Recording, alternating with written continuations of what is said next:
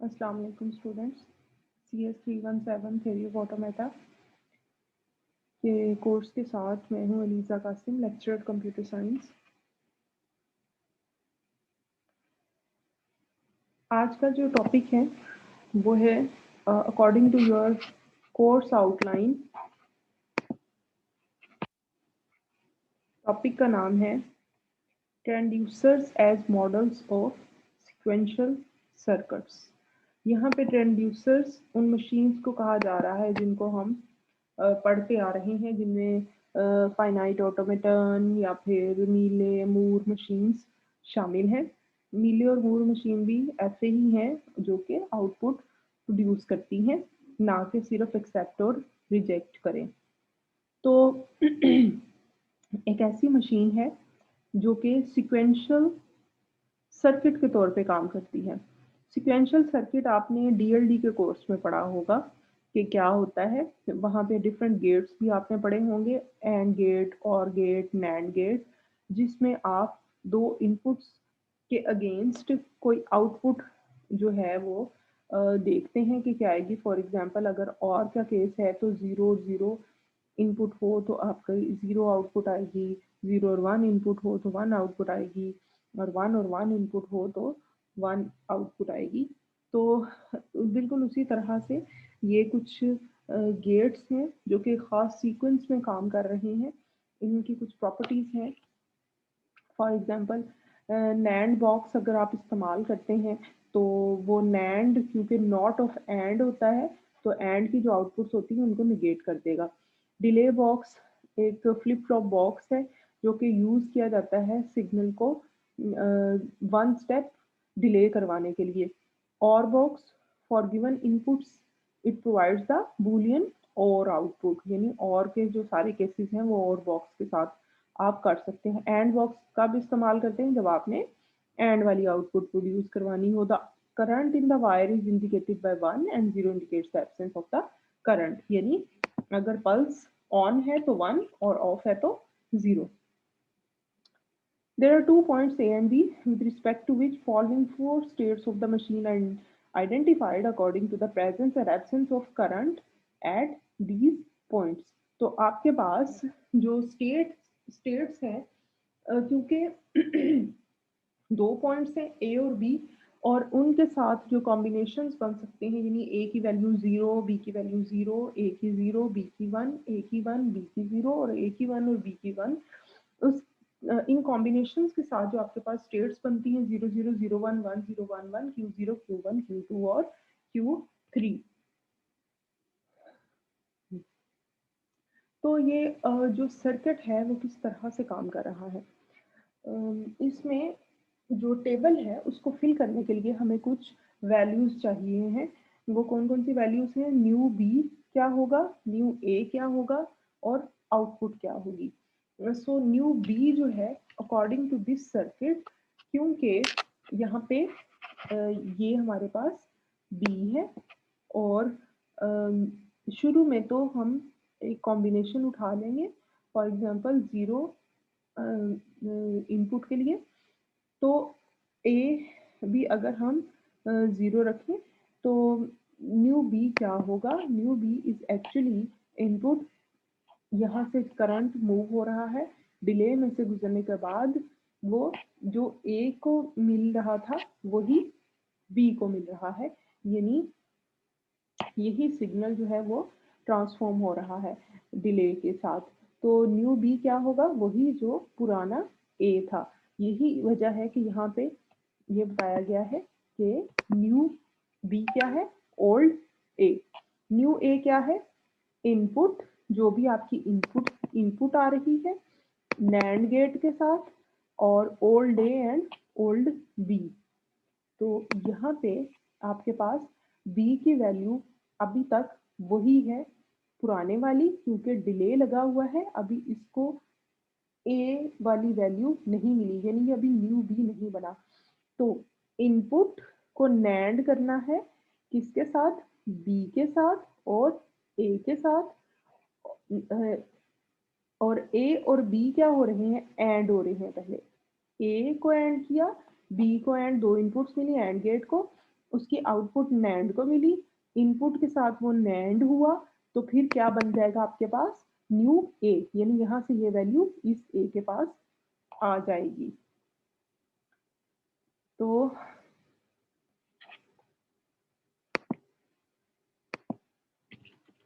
Next output क्या है, output आपकी इनपुट और old B.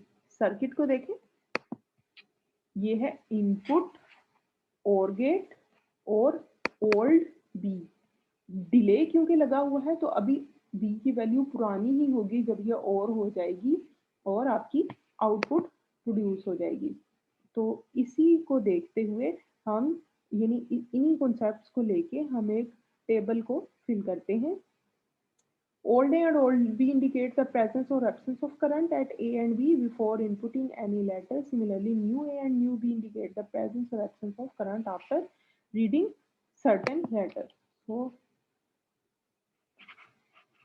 at various discrete pulses of a time clock, input is received by the machine and the corresponding output string is generated. The transmission at the state Q0 after reading the letter 0 can be determined along with the corresponding output character as under.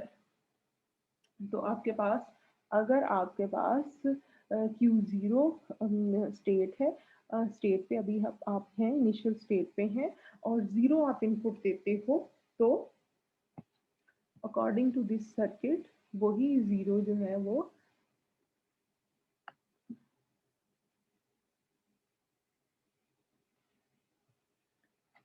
आपकी input क्या है, 0 है। New B आपका क्या होगा, जो कि old ए है। ओल्ड ए क्या था, 0 था।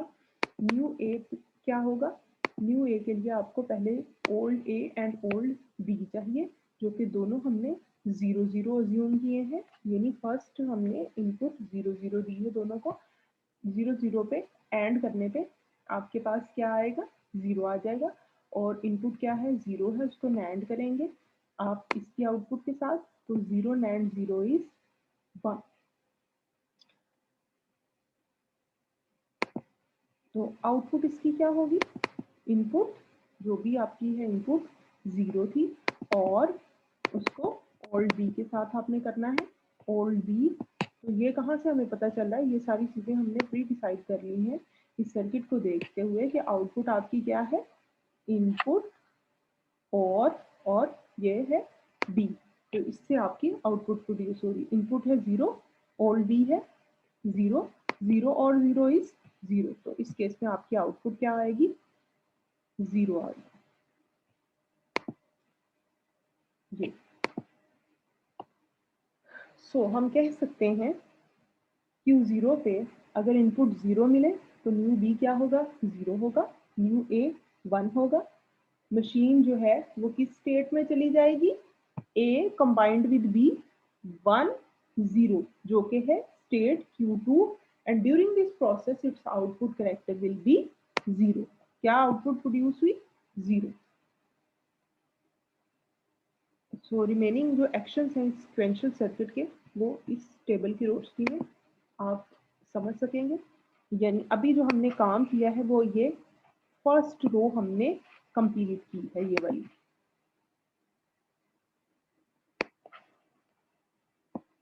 तो Q0 स्टेट है हमारे पास, 0 इनपुट थी हमारी, इनपुटिंग 0, और ये ए और बी की वैल्यू है, ए भी 0 रखा हमने, बी भी 0 रखा।